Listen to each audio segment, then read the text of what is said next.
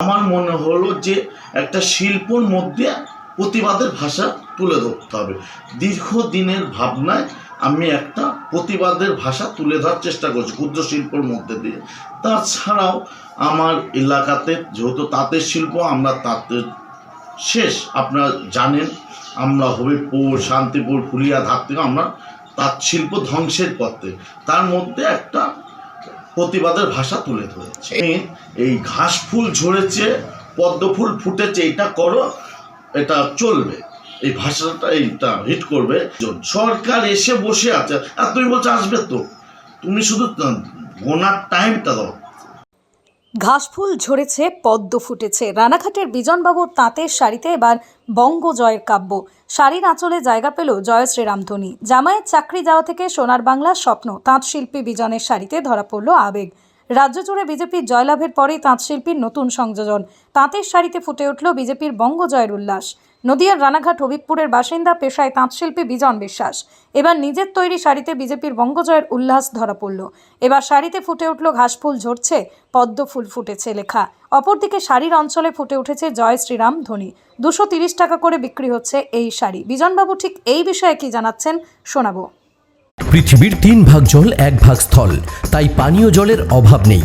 কিন্তু বিশুদ্ধ পানীয় জল একটাই, বৃষ্টি অ্যাকোয়া। প্রতি ফোঁটায় আনে তৃপ্তি, মেটায় তেষ্টা। বৃষ্টি অ্যাকোয়া, বিশুদ্ধ পানীয় জল। এই যে শাড়ি কেন মাথায় আসলো বানানো? দেখুন, শাড়িটা মাথায় আসার মূল কারণ, আপনি আগের ভিডিওতে আমার দেখেছেন, আমি বলতে গিয়ে আমি নিজেকে ধরে রাখতে পারিনি। সেই জায়গাটা আমি অনেকটা রিলিফ পেয়েছি। আমার এটা মাথায় এলো, আমার একটা বন্ধু বান্ধব চাকরির মধ্যে আমরা যুক্ত, প্রাইমারি হাই স্কুলের মধ্যে যুক্ত। তা আমি আমার ভাগ্নিটাকে বিয়ে দিই একটা ডি গ্রুপে একটা ছেলের সঙ্গে, জামাইটাকে, তার চাকরি চলে যায় আর কি। আমার ভাগ্নি আমি ছাড়া কিছুই বোঝে না, মানে তার সমস্ত কিছু আমার দায়ভার।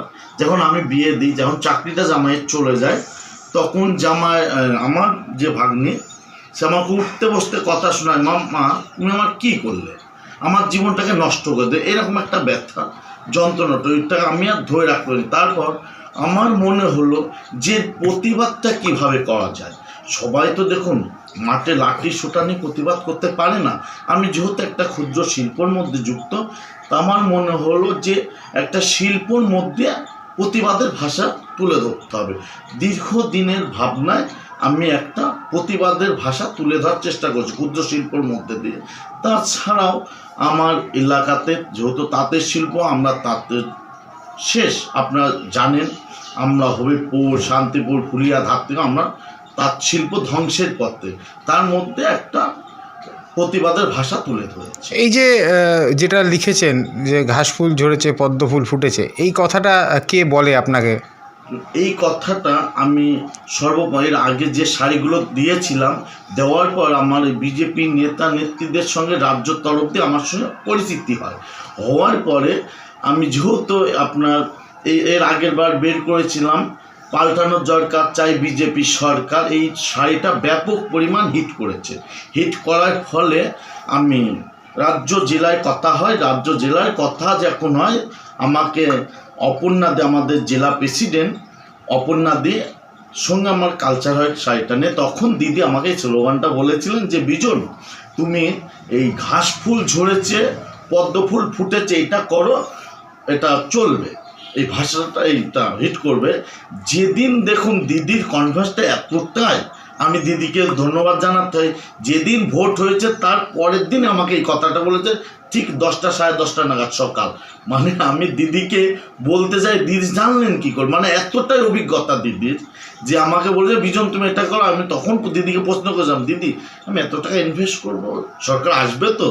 বলে কি বলো বিজন, সরকার এসে বসে আছে আর তুমি বলছো আসবে তো, তুমি শুধু গোনার টাইমটা দাও, আরেকটা আসতে দাও আমাকে কথাটা। আরেকটা, এই যে শাড়ি কত করে বিক্রি করছেন এখন, এই যে ঘাসফুল ঝরেছে?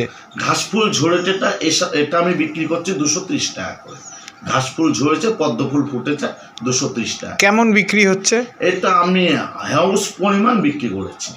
তারা এর আগে যে আপনারা বলছিলেন আপনাদের রীতিমতো কষ্টের মধ্যে দিয়ে চলছে, বিজেপি সরকার নতুন করে এসেছে, কি চাইছেন তাদের কাছে?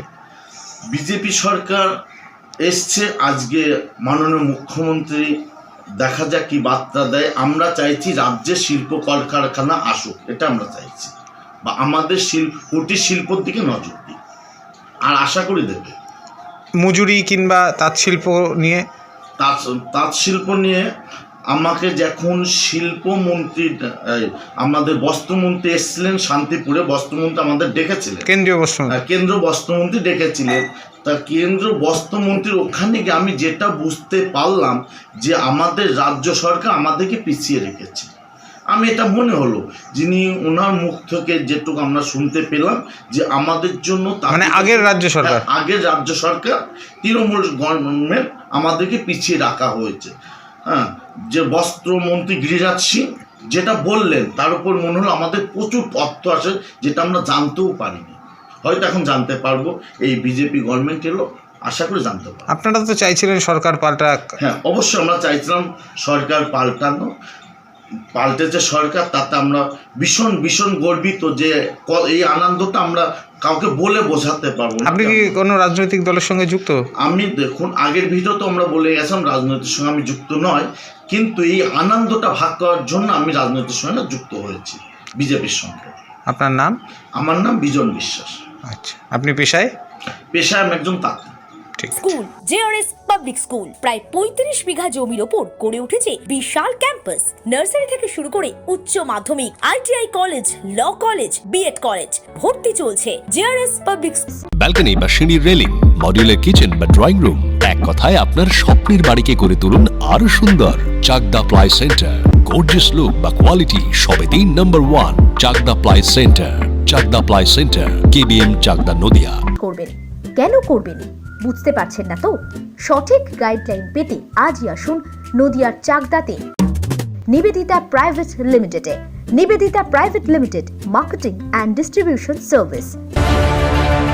চাকদা অ্যালুমিনিয়াম সেন্টার, প্লাই, কাঁচ, laminates, kitchen fittings, door lock, window ও অ্যালুমিনিয়ামের খুচরো ও পাইকারি বিক্রেতা। চাকদা অ্যালুমিনিয়াম সেন্টার, পূর্বলালপুর 50 নম্বর রেলগেটের পাশে, চাকদা, নদিয়া। হোমওয়ার্কটা করেছো? হ্যাঁ স্যার। এ বাবা, ভুল করেছো কেন? চোখে কেমন ঝাপসা দেখছি, লিখতে আর পড়তে খুব সমস্যা হচ্ছে। চাকদার মডার্ন অপটিক্স থেকে ভালো চোখের ডাক্তার দেখিয়ে নাও। প্রতিদিন প্রকৃত চোখের ডাক্তার ও দৃষ্টি বিশেষজ্ঞ মডার্ন অপটিক্স, চাকদহে। স্যামসাং, জিও, রিয়েলমি, নদিয়ার একমাত্র অথরাইজড ডিস্ট্রিবিউটর ঘোষ কমিউনিকেশন, থানার মোড়, চাকদা।